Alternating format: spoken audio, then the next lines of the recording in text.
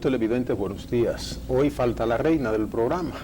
Entonces se le pega a iniciar el programa al más viejo, que soy yo de los tres. Dicen Fernando y Apolinar, ¿eh?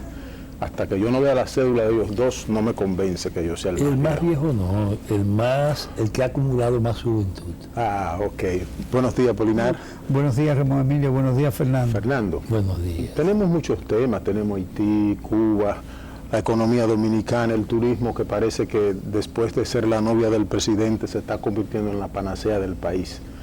Pero me gustaría que le demos unos minutos a Cuba. ¿Qué está pasando en Cuba? Pero todo esto es a un año prácticamente de tomar el gobierno. Sí, pero déjame al Luis y al PRM casi a un año. Para después de los minutos. Y en un contexto regional muy especial. Ok. Entonces, no es Cuba. No, pero yo me refiero a los acontecimientos últimos de Cuba. Es que no son, esos acontecimientos de Cuba no son cubanos. ¿No son cubanos? No. ¿Y son dominicanos? Son en Cuba, pero no son cubanos. Según tu criterio, ¿factura de quién es entonces? Óyeme, no es factura. ¿Tú recuerdas, Apolinar, te tocó incluso vivir parte de eso en el exterior, rodando por el mundo, en tus andanzas de misionero del FMI? La revolución de colores. 2010. La revolución de colores es un paquete vendido, entregado y promovido desde el Pentágono, diseñado, bien ordenado, que permitió no solo la revolución de los tulipanes, la revolución de los claveles, no solo permitió la revolución amarilla, permitió movimientos sociales importantes en todo el mundo con esos mismos a la primavera árabe, como le llamaron también. Sí, de alguna manera involucrado en la llamada primavera árabe. Pero en el caso cubano no es la primera vez. ¿Por qué? Porque en la primavera árabe terminaron destrozando Estado, con la diferencia que tú pudieras tener, pero funcionaban como Estado con cierta organización. La primavera árabe lo destrozó. Sí, pero justamente de eso se trata. Y en el caso de Cuba, ¿no te acuerdas de las damas de blanco? Y no te acuerdas de las calles de Caracas, claro, antes de. Claro. Pero no solo eso. Todo eso generó procesos de inspiración que se vincularon a una intensa planeación estratégica dirigida a manipular lo que ellos llamaron sociedades civiles. Y entonces, vestidos de movimientos cívicos... ¿Tú descartas de plano que en esa sociedad cubana, 62 años de crisis económica, a veces crisis política, no tengan nada de incidencia en esto que está pasando ahora? A mí me parece que es muy aventurado de tu parte decir 62 años de crisis económica. Bueno, vamos a ver cuál es la economía que tiene Cuba. No, la economía no la mida por economía, porque el concepto engaña. Y te lo digo por lo que dicen brillantes economistas cubanos incluso. Mídelo por el nivel de vida y las condiciones de vida de los cubanos. Es por ahí. No me maneje la economía por si el tamaño de la economía es tal o cual. No me lo maneje en función de si el peso cubano vale tanto en relación al dólar. Es por el nivel de vida. Que un médico gane 235, 400, 500 pesos cubanos, no son 60.000 pesos en la República Dominicana para un médico que no los gana el salario nominal. Son $20, 25 dólares. No, pero no es eso. ¿Qué significan esos $20 en Cuba? En un país donde la educación es gratuita, donde no hay una sola enfermedad catastrófica que no sea absolutamente gratuita, donde no hay un solo analfabeto. Óyeme, un país que tiene 2 vacunas en medio de la crisis. Cierto. Pero tú sabes lo que están excusando, lo que está pasando en Cuba con la pandemia. ¿Cuáles son los números según los organismos internacionales?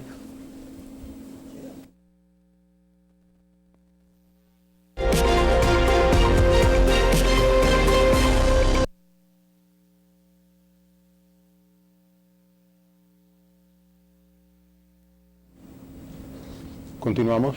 Fernando, ¿cuáles son los números tú decías? Cuba tiene los números no solo más bajos de todo este hemisferio. ¿Y no será que secuestran informaciones? Pero son los organismos internacionales, por Dios, porque es que de eso que se trata. Cuando conviene, una cosa vale, cuando no conviene, no vale. Lo que sí está claro es que Cuba tiene 2 vacunas, Soberana 1 y Soberana 2, ¿no es cierto? Con legitimidad científica y con el proyecto de vacunar toda su población. Entonces, pero no soy yo, son los organismos internacionales de salud de Naciones Unidas, que están fuera de toda duda. Entonces, ¿cómo es posible que en nombre de la pandemia, que puede tener no solo rebrotes, sino niveles de recrudecimiento respecto a su propia realidad, los cubanos pueden estar o no malos, es en relación a ellos mismos por el nivel de vida alcanzado? Dime cuál es el nivel de salud, cuáles son los patrones de enfermedad en Cuba, de qué se enferma la gente, de qué sufre. Está muy bien. Pero ¿cuáles son los salarios, por ejemplo, que ganan los médicos? Pero no los salarios, dime el nivel de vida, el nivel nutricional en Cuba. El nivel de vida tú tienes que medirlo por los ingresos que tú tengas. Es cierto que tiene salud, que tiene educación, pero yo soy de los que pienso. Pero los ingresos se miden, economista, dime, ¿cómo que se miden los ingresos? El estado natural del hombre es la libertad. La libertad, así es. Entonces, ¿tú crees que en Cuba viven en libertad? No, en Cuba hay más libertad que aquí. Wow. Bueno, mucho más libertad que aquí. Ya pienso que es un exceso. No es un exceso. ¿Tú sabes qué es lo que pasa? Es que aquí se quiere medir la libertad por la existencia de un sistema pluripartidario. Dime cuántas dictaduras no han vendido los Estados Unidos como democracia. ¿O tú crees que hay más democracia que en Cuba, en el Perú? Donde está cuestionado el presidente que acaba de ser electo con la OEA detrás. Pero hacen elecciones, el pueblo va y participa. Pero Chávez hizo 14 y dijeron que era una dictadura, con la presencia de todos los organismos internacionales, y se relegitimó 14 veces, con los Estados Unidos siendo vigilantes. Y no le valió para mirar la ofensiva que tienen. No, pero habría que darle vuelta, digamos, a la lógica que están usando ustedes. Por ejemplo, República Dominicana, según el Banco Central, nosotros crecemos a más de 7%, ¿no? Sin embargo, tenemos... Y durante 20 años del gobierno del PLD crecimos casi 10% promedio. 50, ¿Cuál es el desempleo? ¿Cuál es el nivel de pobreza? No, el problema es que, por ejemplo, con ese nivel de crecimiento nosotros deberíamos tener 5 vacunas desarrolladas, no la tenemos. No tenemos una. No tenemos ninguna, ¿no? Y dependemos para vacunación de la población dominicana de firmas extranjeras. Y te paro, Apolinar, cuando pase un poco los nublados se van a contar las estrellas. Deja que las cosas salgan claras para ver cuántos negocios hay detrás de los temas de la vacuna en este país. Lo vamos a ver. Fernando, por Dios. Así mismo lo vamos a ver. Tú viniste hoy como que yo vine, un poco acelerado, tomaste un chocolate. Acelerado no, yo vine tan tranquilo como para sentirme provocado por la forma que tú introducías el tema cubano. O sea, a convertir a Cuba... ¿Quién ha sido víctima en América Latina durante 60 años frente a los Estados Unidos? Pero yo te podría decir... ¿Pero es Cuba o no? Pero está bien, vamos a imaginar el bloqueo con los Estados Unidos. Sí, el bloqueo, ¿tú crees que es legítimo? Pero no, yo no soy partidario de ningún tipo de bloqueo. Pero Cuba ha estado sometida a una guerra de 60 años. Tuvo relaciones todo el tiempo con Rusia, con China, con las demás grandes naciones. No solo amenazaron a una guerra mundial por las relaciones con Rusia. Bueno, pero no fueron a la guerra mundial. Pero y no rompieron nunca las relaciones. Pero no importa con quién tuvo relaciones. ¿Ha estado Cuba bloqueada durante 60 años, no?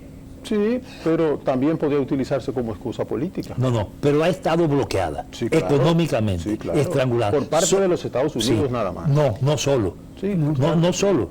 El caso de Europa frente a los Estados, frente a Cuba, hay cantidad de empresas europeas, asiáticas y africanas que no pueden venderle a Cuba nada. ¿Tú sabes por qué nada más? Porque tienen insumos o tecnología o financiamiento o vínculo con los Estados Unidos. Y cuando se liberan de eso, ¿tú sabes lo que pasa? Aparte que le ponen otro tipo de economía cubana, ¿qué renglones más componen la economía cubana, aparte del servicio que tú conozcas? Todos los renglones, igualito que aquí. Todos. ¿Igual que República Dominicana? Sí, todos. ¿Tienen el mismo nivel de desarrollo? No, usted me dijo cuáles renglones incluye. Ya comparar los niveles de desarrollo son otras cosas. Entonces, nosotros no podemos guiarnos por los estigmas, para que sigas, Apolinar, con tu enfoque. No podemos manejarnos a partir de los estigmas que se han creado y de las condiciones que nos quieren imponer. ¿Cómo puede ser comparada una nación que ha resuelto el problema de seguridad ciudadana, de salud, de educación, óyeme bien, de abastecimiento de su gente. No la niega nadie, Escúchame. Nadie la niega. El nivel de educación de los cubanos nadie lo niega. ¿Y qué cuesta pero eso? Tienen que hacer una economía que permita cada vez mejor calidad de vida. No, pero justamente eso es lo que se han planteado y justamente por ahí es que fundamentalmente lo han atacado. Todo el que entre en relación con Cuba recibe la presión norteamericana. No te olvides que hace poco, otra vez, volvió el mundo entero a decir a los Estados Unidos, ya está bueno de eso. Pero hace tiempo que Estados Unidos ya no es lo que la gente cree, por Dios. No lo es. No, el principal gendarme del mundo, ¿no? No, hombre, no. Sí, no pueden ir con ellos mismos, por Dios. Una sociedad enferma con la droga y todas esas cosas. Bueno, compárala con Cuba a ver quién tiene más déficit. Compara los índices de salud globales de los Estados Unidos con los de Cuba, que es un pequeñito país. En Estados Unidos, en los años 80, un empleo bastaba para tener casa, automóvil, ahorrar y vacacionar. Hoy necesita 5 o 6 empleos, una vivienda, para ver si pueden tener vivienda, tener auto propio, tener ahorros, tener vacaciones. Ya, Estados Unidos no es lo que ustedes creen que era hace 15, 20 años, ni siquiera 30. Es la nación más endeudada del mundo. No, pero China que coge cuando Estados Unidos abandona lo que le dio razón de ser, que fue la política diseñada por Hamilton. Estados Unidos le da la espalda y se mete totalmente a los servicios. Entonces China coge la industrialización y por eso China es lo que es hoy. Pero déjame hacer una aclaración, Ramón Emilio, con respecto al endeudamiento, por ejemplo, de Japón, que es más del 200% de su PIB. Pero es una deuda interna la de Japón. Igualmente la de Estados Unidos. Entonces, ¿cómo se endeuda? ¿Cuánto tiene China en certificado del Tesoro? Alrededor de 2 trillones de dólares. Sí, pero esos son 2 trillones de dólares con respecto a 14 trillones de dólares. O sea, lo que estamos diciendo es lo siguiente. Vamos a ver. ¿Cómo se endeuda el gobierno de los Estados Unidos? El gobierno de los Estados Unidos no le coge prestado a nadie. La gente invierte en los bonos que emite el Tesoro de los Estados Unidos. Entonces, ¿qué es lo que emite Estados Unidos? ¿Con qué respalda esos bonos? Con dólares. Con dólares. ¿Quién emite los dólares? La Reserva Federal. Entonces, ¿qué es lo que está ocurriendo? Que cuando, por ejemplo, en el gobierno... Aclarando que la Reserva Federal no es del Estado. No, pero sí... no, la Reserva Federal no es del Estado, es privada. Es privada. Ok, ahora bien, ¿qué es lo que ocurre? ¿Cómo funciona ese mecanismo? Ese mecanismo funciona para garantizar los ahorros del sector privado. Y ha ocurrido que justamente cuando ha habido gobiernos, por ejemplo el de Bill Clinton, que trataron de reducir la deuda, lo que hicieron fue que desaceleraron el crecimiento económico de los Estados Unidos. Y eso ha ocurrido en su historia en 8 ocasiones. Hay una señora que se llama Stephanie Kelton, que tiene un libro que se llama El mito del déficit, que efectivamente le indilga a los políticos de Estados Unidos que siempre asustan a la gente diciendo que el déficit, pero el déficit es sencillamente es dinero que la Reserva Federal pone en circulación para respaldar que la deuda del Tesoro norteamericano. ¿Y qué es la deuda del Tesoro norteamericano? El déficit del gobierno. Entonces, ¿a quién le debe Estados Unidos? Fundamentalmente a sí mismo. A Estados Unidos. A Estados Unidos. Entonces es diferente a la deuda dominicana. ¿A quién nosotros le debemos fundamentalmente? En dólares que nosotros no producimos. Ahí te iba a Estados Unidos. Entonces, le debemos a Estados Unidos. Entonces, el problema es que la relación entre el peso y el dólar es de 56,86. En teoría. En teoría. Tú vas a comprarlo y tiene que dar 60 por 1. No, pero el asunto es que para tomar el Banco Central, o sea, la cifra del Banco Central, el Banco Central te dice que es 56,86. Sin embargo, miente siempre. El Banco Central tiene que gastar un montón de dinero y de hecho tiene más de 800,000 millones de pesos que han sido utilizados para Cuando dice el Banco Central tiene que gastar, se supone de dónde entonces le entra dinero al Banco Central. ¿Qué produce el Banco Central para que le ingrese dinero? Tiene algunas inversiones de las reservas que ellos dicen que tienen, la tienen en Estados Unidos y eso les rinde probablemente alrededor de un 2%, pero eso no es mucho. Además, lo que tienen invertido es relativamente poco. Pero el asunto es que República Dominicana está haciendo deuda, pero no en pesos, la está haciendo en dólares. Y para pagar esa deuda hay que buscar 56 pesos, 57 pesos por cada dólar. Entonces, ¿qué presión eso le pone al gobierno? Le pone una presión impresionante porque él tiene que pagar la... De cada peso que recibe el fisco, ¿cuánto más o menos se destinan al pago del servicio de la deuda? Del pago, si lo comparamos con respecto a los ingresos tributarios, estamos hablando casi de un 50%. ¿Mitad? Sí. Mitad y mitad, solo para la deuda. Solo para deuda. ¿Y con qué entonces vamos a hacer la vacuna a la que se refería el compañero ¿Con deuda? Fernando? Ah, con deuda. Es con deuda. O sea, es con deuda. Es un círculo infernal. O sea, no es... Es una especie de centrífuga. O sea, no es algo desconocido que el Ministerio de Hacienda publicaba hasta hace poco que la deuda pública dominicana era alrededor del 36% del PIB. Obviamente, cuando el Fondo Monetario en ese mismo momento publica que tiene alrededor de 60, entonces ellos comienzan a decir, bueno, pero ¿y cuál es la diferencia? La diferencia es un montón de instituciones que ellos no toman en consideración, que son parte del sector público y que tienen deuda, y que finalmente esa deuda el gobierno central es que la paga. Por ejemplo, Fernando, yo vi ayer toda la prensa dominicana, toda la gran prensa dominicana, un forro como si fuera de campaña electoral, de lo bien que andamos ya con el turismo en República Dominicana, pero una campaña masiva en todos los medios de comunicación. Sí. Eso es cierto, de verdad que está viniendo el doble de los turistas.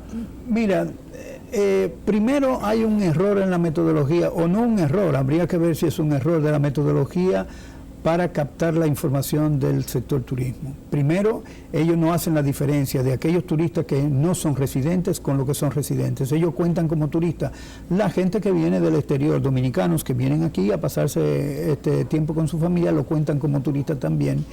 Y eso siempre lo ha reclamado algunas instituciones que están ligadas al sector turismo, diciendo que limpien las informaciones, las estadísticas del sector turístico dominicano en el Banco Central. O sea, los Dominican York son asumidos como turistas. Son asumidos como turistas.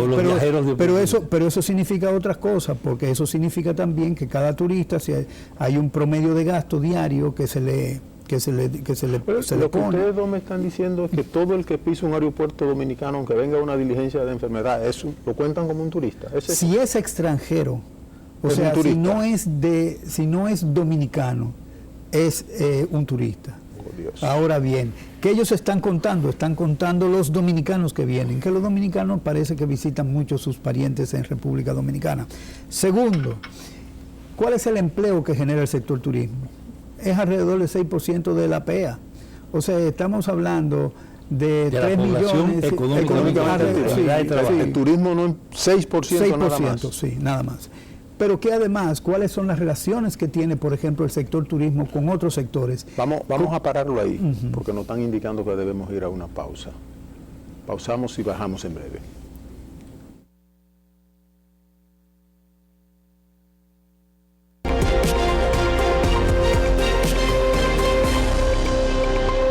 Continuamos con Punto Crítico. Apolinar, nos quedamos con la explicación que dabas cuando te pregunté sobre el porcentaje que tenemos del empleo de las personas económicamente activas que vienen de turismo. Inclúyeme Zona Franca ahí también. Zona Franca es menor que, o sea, en generación de empleo que turismo, ¿no? Además, pero esas son las dos panaceas que están vendiendo, turismo y Zona Franca. Entonces tú me estás diciendo que entre las dos no llegan a un 15%. No llegan a un 15%, pero además de eso, el problema es que las zonas francas están totalmente desconectadas del sistema productivo nacional. Es decir, que no tienen ningún tipo de impacto excepto por el empleo que genera. Pero las exportaciones que hace Zona Franca te las hacen figurar las como parte del exportaciones de Zona Franca, y hay otro truco que tiene el Banco Central. ¿Cuál es ese otro truco que tiene el Banco Central? Que incluye dentro del valor exportado la internación temporal de materias primas que las casas matrices envían a esa zona franca. Viene libre de impuestos, entonces lo colocan como parte del valor final. Y obviamente tú le llamas truco, yo le llamo fraude. Fraude. Entonces, desde ese punto de vista, habría que corregir lo que es el aporte del Producto Interno Bruto al Producto Interno Bruto de las zonas francas. Y por el otro lado, el sector turismo no tiene relaciones fuertes, digamos, que sean significativas con el resto de la economía dominicana, excepto por el sector financiero. Y por cosas como esa, Fernando y Apolinar, no fue que expulsaron a Dilma del poder en Brasil, por un juego más o menos estadístico. No, digo, particularmente no creo eso. Creo que la expulsión de Dilma está asociada a la razón por la que se derrotaron todas las causas que determinaron la salida de Lula y aseguran hoy casi a Lula presidente de nuevo en Brasil. Sí, pero corrígeme, Apolinar. Sí, tengo entendido que a Dilma, en vez de hacer aparecer en un trimestre unos ingresos de la economía, ella lo quiso dejar para el próximo año, y de eso fue que la causaron. No robó un peso del erario brasileño, No hubo prueba, ni un peso robó la señora Dilma. Fue nada más un juego estadístico, como el que me está diciendo Apolinar que hace el Banco Central aquí. Pero el problema es que allá las instituciones funcionan. Ya. Y aún el propio presidente que haya cometido esa falta de registrar, yo no conozco exactamente... Sí, eso fue lo que pasó. Bueno, de registrar no en este periodo, sino en el siguiente, un pago o un ingreso, evidentemente que es parte de lo que es la transparencia en el funcionamiento de las instituciones públicas. Ya. Entonces eso se castiga, aquí no se castiga, aquí se premia. Y tenemos un premio por más de 20 años, ¿no?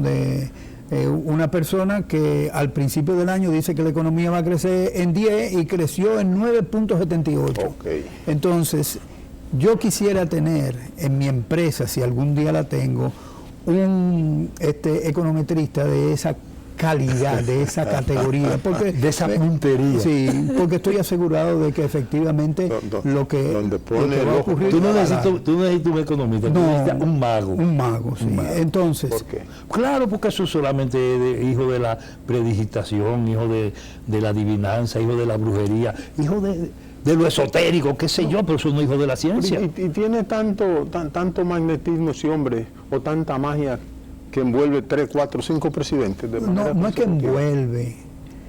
El sector privado para quien él trabaja lo necesita, envuelven al presidente. Que es el poder permanente. Está bien. Ese es el poder permanente de este país. No es él que le dice al presidente. Pero él trabaja para el Banco Central. No, él trabaja para los bancos comerciales, él trabaja para los puestos de bolsa, él trabaja para el sector privado dominicano.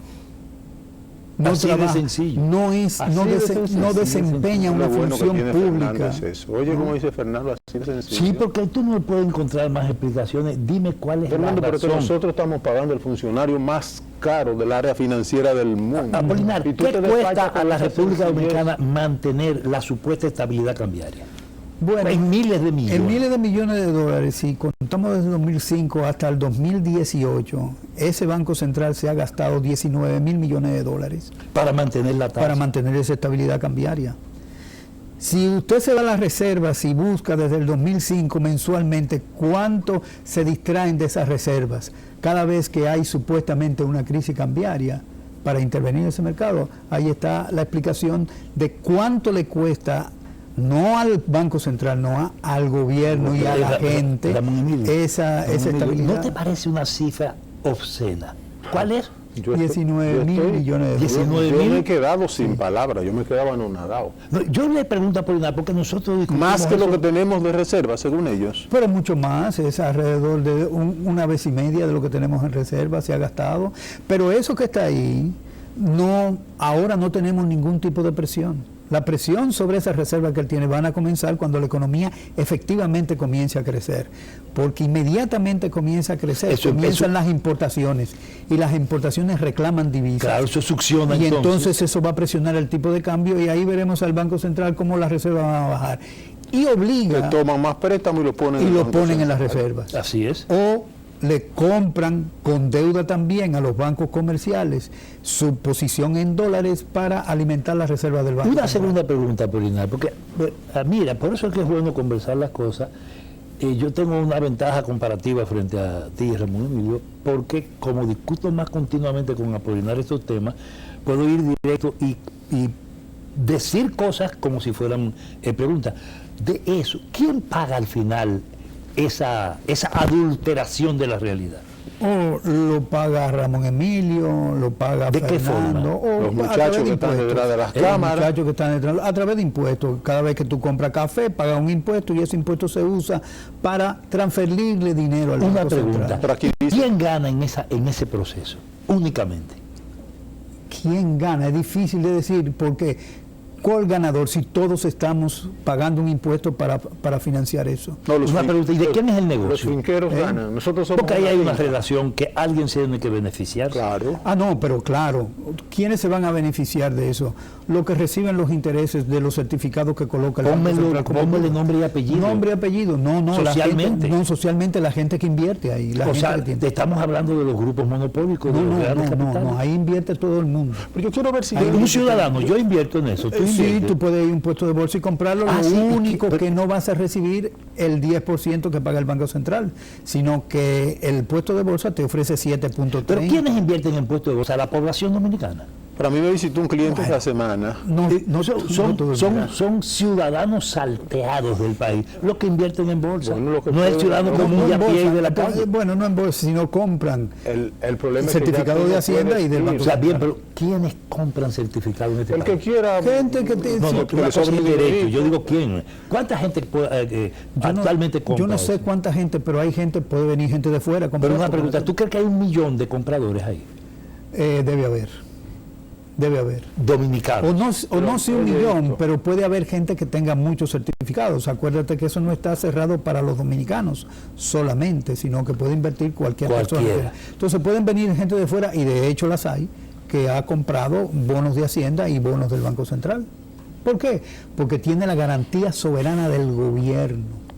O sea, ahí no hay forma, forma de perder. de perder. Yo quiero y te regresemos- garantizan por lo menos 2% a los bancos comerciales y a los puestos de bolsa, y al que compra te aseguran un 8%, a lo mejor. ¿Tú crees que Vamos, ese pero- proceso, ¿a dónde yo quiero llegar? Escúchame, Ramírez. ¿Tú crees que ese proceso ha permitido, ese proceso y esa lógica permite la superación de la pobreza en el país? No, que eso no está dirigido a la pobreza. El ¿Y que, está el que- dirigido el a que qué? compra eso, el que compra eso es porque tiene. Está dirigido a la acumulación entonces. Claro.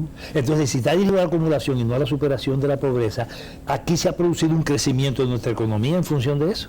Sí. Pero ese crecimiento ha reducido o ha aumentado la pobreza. No, bueno. ¿Crecimiento o concentración eso es de difícil, riqueza? Eso es Apolinar. difícil de decir, porque ¿qué Lo ocurre? digo por lo de la tesis de crecimiento empobrecedor. No, pero fíjate lo que pasa, que las cifras dominicanas, cuando te muestran la pobreza, te le incluyen las transferencias que hace el gobierno. No le excluyen los impuestos que pagan, sencillamente le incluyen lo que el gobierno le transfiere. ¿Está bien?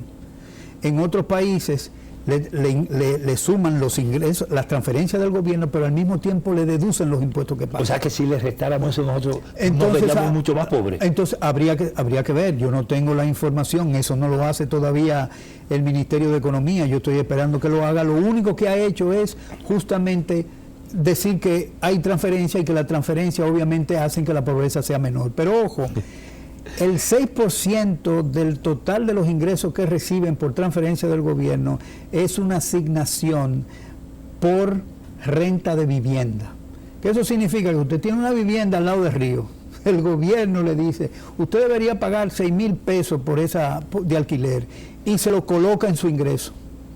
Wow. De tal manera que también por esa razón es que los pobres aquí no se cuentan adecuadamente. Entonces hay un proceso de falsificación de la data y de la información. No, A mí me hay dijo una uno de los muchachos, una metodología que ha inaugurado no este gobierno, cierto. sino el pasado, y este repite el guión Dime una cosa. de hacer eso. Es cierto Sí. que cuando se va a hacer la encuesta para los empleos y los pequeños empresarios que hace el Banco Central, cuando va donde un chinero que está en la esquina, ese es un microempresario de lo que mide el Banco Central. Si le da una gripe y gastó 300 pesos, se acabó el microempresario. No, ese está empleado para el Banco Central. Hace un empleo. A Que vende pes- China aquí sí, frente al canal es a un pesar de que los organismos internacionales señalan que por ejemplo, el tiempo de trabajo de una determinada persona sin ningún tipo de, digamos, de educación, vamos a poner educación primaria, debe ser 11,000 pesos y ese chileno hace 5,000,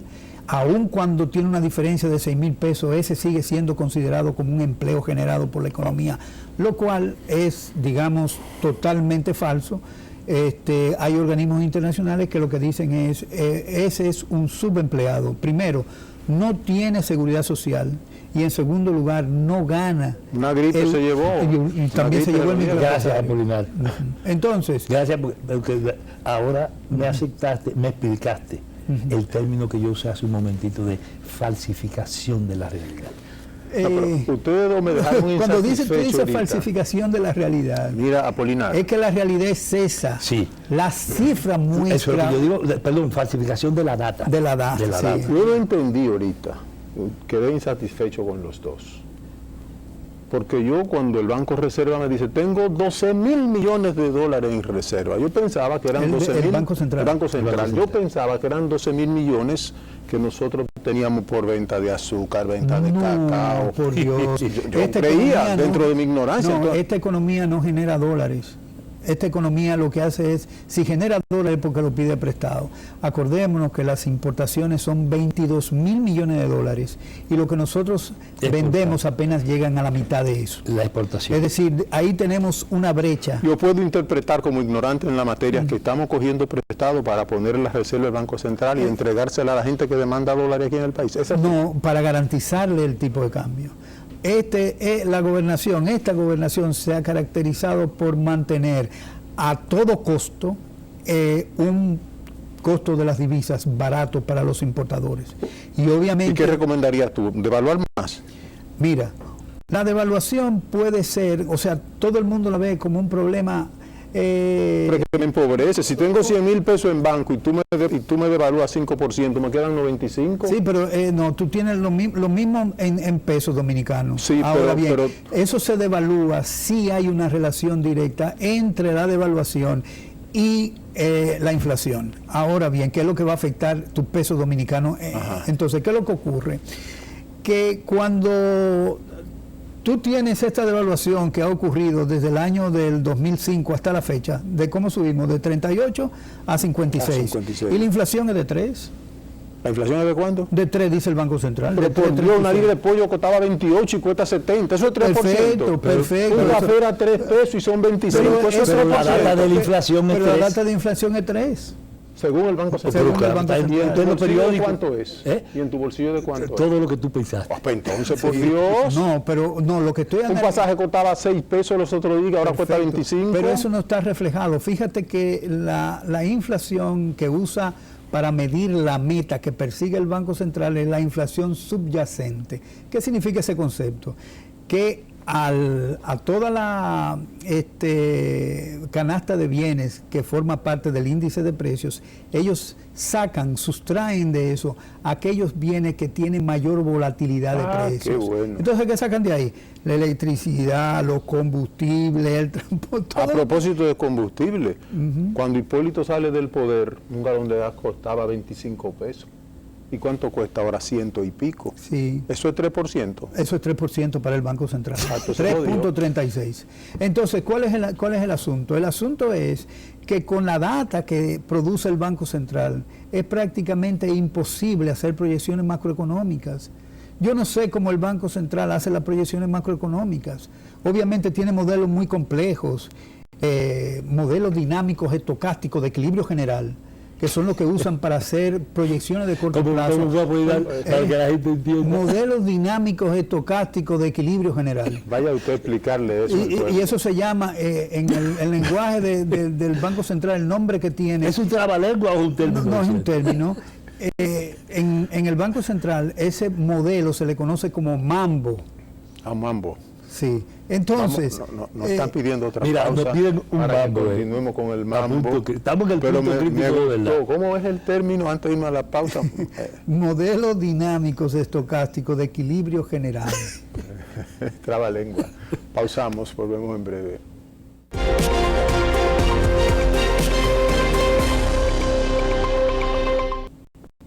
A veces en las pausas se hacen los programa. Fernando se ha gozado el término que utilizó Apolinar, que yo no entendí, ¿eh?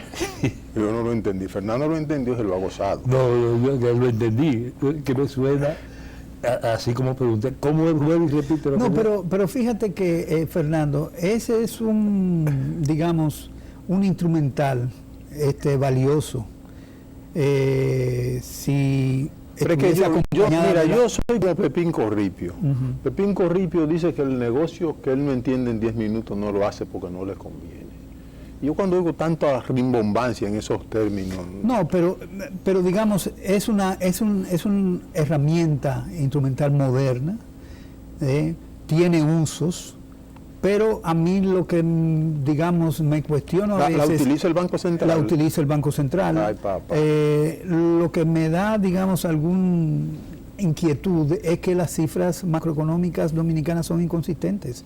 Entonces, si a un modelo tú le metes inconsistencias, de ese modelo tú vas a sacar inconsistencias. Entonces, ese es el asunto.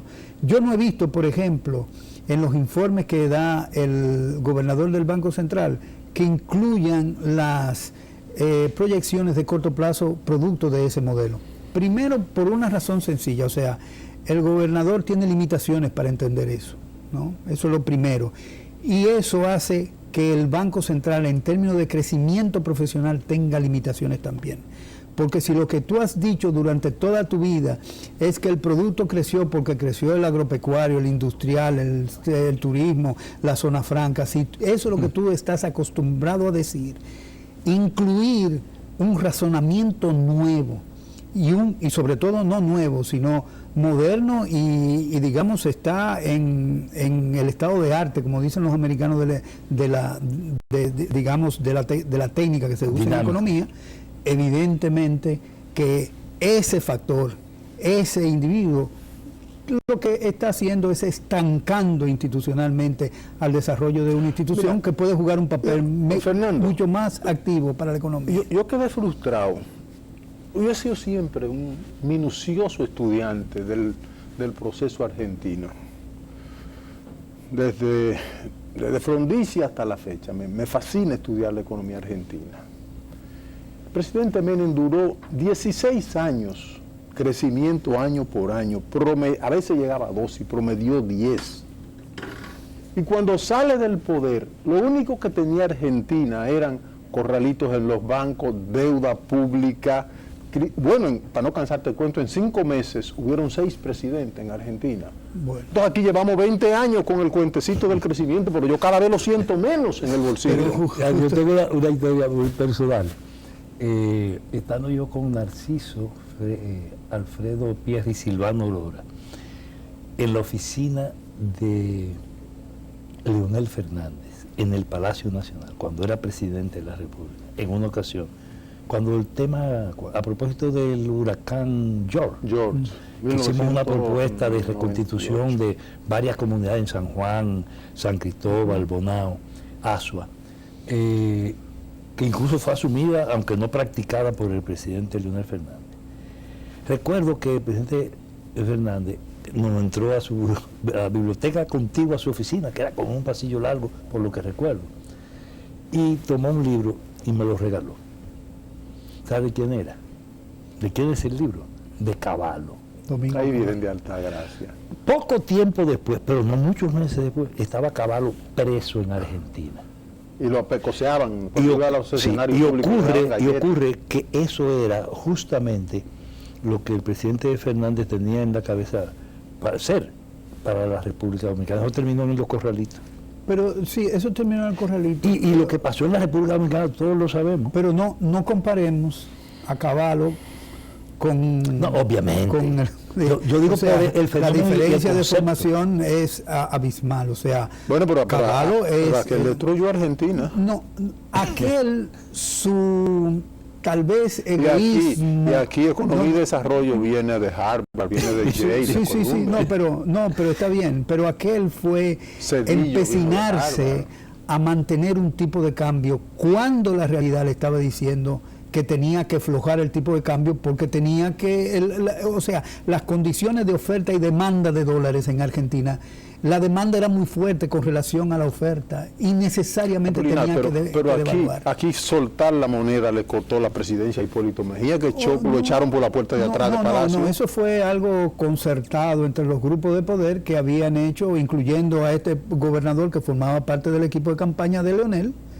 que efectivamente hizo toda una parafernalia para sacar hasta a Hipólito, o sea, aprovecharon la crisis para eso. Tú estabas en el Banco Central en ese momento. Pero fíjate una cosa, algunos procesos pueden ser interesantes, aunque inicialmente aparezcan contradictorios y puedan tener malos augurios para una economía. Por ejemplo, dejar el tipo de cambio libre. ¿Qué ocurriría en la economía dominicana si eso es así? Si el Banco Central dice, yo no voy a dar más dinero para intervenir el tipo de cambio, y se va a 100. ¿Qué va a pasar con los importadores? Los importadores van a tener que replantearse su actividad.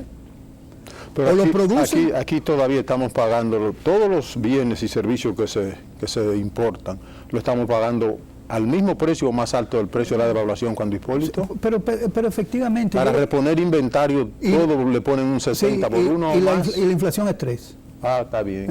Entonces, pregúntale a mi bolsillo si es 3 y al bolsillo de él a ver si es verdad que es 3. Lo que te digo es que si ese importador que, por ejemplo, vende jugos y se le sube a 100 por uno el tipo de cambio, él tiene dos alternativas: o dejar de traer los jugos o producirlo internamente. Pero lo mismo va a ocurrir con los sacos, las camisas, los zapatos. Está bien, pero habrá una alternativa. Yo recuerdo cuando ¿Con qué lo va a producir internamente si tomar ese camino? ¿Con qué? Va a producirlo internamente si tomar ese camino. Bueno, entonces ahí la política pública tiene que enfocarse a apoyar a la producción interna y darle beneficio a la producción interna. Si él no tiene ese apoyo, él sencillamente quebró. Si no tiene esa visión, ¿qué pasó ni con el gobierno ni el empresario? Si el empresario la tiene y el gobierno no interviene en esa lógica, entonces sencillamente quebró el empresario. Aquí se producía un queso riquísimo en Sosúa y en el este del país, y empezó el señor prestidigitador de Economía y Desarrollo a decir que una libra de queso aquí producirla cuesta 4.75 y traerla de fuera nos sale por 1.75. Empezamos con ese jueguito. Ahora esa que costaba 1.75 cuesta ¿cuánto? Qué lástima no hizo Ivonne hoy, que le falta aquí en el programa. Pero fíjate que también, eso no ocurrió hace mucho, ocurre hoy todavía. Hay empresarios pequeños que tienen meses con quesos detenidos en aduana actualmente. Y no lo dejan salir porque hay grandes importadores de queso que no le interesa que ese pequeño negocio progrese. Entonces, y a eso se le llama competencia. Apolinario, ¿tú crees que partiendo de las señas que ha dado este gobierno en 10 meses, la política pública del gobierno frente a estos temas de la economía, estos desafíos, se corresponde con la superación de ese problema o es una reedición, una continuidad de lo que el PLD hizo? Yo creo que es una continuidad de lo que el PLD hizo. Primero, pues que Dios nos coja confesado, si es así. Primero, porque en las declaraciones de los ministros no hay ningún tipo de planteamiento visionario del funcionamiento de la economía. Los ministros de este gobierno no hablan, son mudos. Bueno, no hablan. No son mudos, hablan algunos. Ahora, ¿qué es lo que dicen? Ahora, pero ¿cuál es el asunto? ¿Qué nos va a dejar esta pandemia? De entrada nos va a dejar una deuda de más del 70%. Ya la tenemos en 70%, pero es mucho más del 70% del Producto Bruto Interno. Pero eso es insostenible. Una deuda en relación al producto. En relación al producto, 70%. Por lo menos, eso vamos a terminar no exagero. El Fondo Monetario Internacional en su, reporte sobre la nota de prensa que yo traje aquí, tenía 69 y todavía el año no ha terminado. Y hay que financiar el complementario. Y en el complementario hay 2.778 millones de dólares que van a coger prestado. O sea, ahí ya tú tienes más del 70%. Yo vi 253 mil millones de pesos. Sí. Bueno, entonces, ¿cuál es el asunto?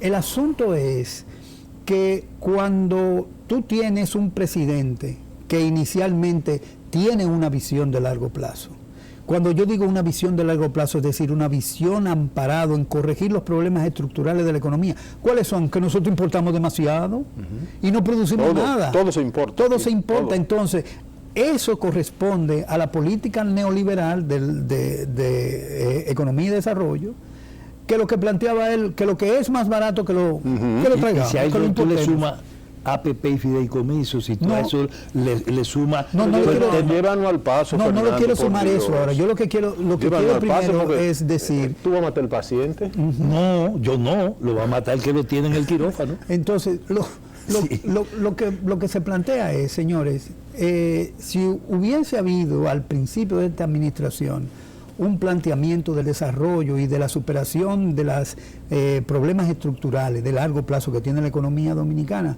entonces era posible que uno viera un enfoque de largo plazo, pero no lo hay. Es un enfoque tan de corto plazo que inmediatamente se habla de un déficit, se habla de deuda. Cuando todo esto coincida, ya que vamos a terminar, con el cierre del año, del primer año de este gobierno, todo ese tema te va a coincidir con sus efectos, pero sus efectos comenzando a ponerse en calle. Barahona, San Juan de la Maguana, Dajabón, el Triángulo Minero, La Vega, Bonao, Monte Plata. Todos los puntos que estoy planteando, Barahona, San Juan, Monte Plata, no, es la gente reaccionando a partir de problemas concretos, porque las esperanzas se van desvaneciendo. No solamente se van desvaneciendo, sino que el reto que hay es que el gobierno quiere abrir con una reforma fiscal el año entrante. Además, encima de eso, vienen más impuestos. Con Ivonne el viernes, vamos a terminar esto que iniciamos, porque es interesante tal conversar. Lo único que Fernando vino hoy medio acelerado. No, al contrario, el viernes freno, no te comprometas el viernes, que tú a veces te fugas. Vamos a terminar este conversatorio el viernes. Vamos a hacerlo el jueves mejor. ¿El jueves? Sí. ¿Lo hacemos el jueves? Hasta mañana, si Dios quiere.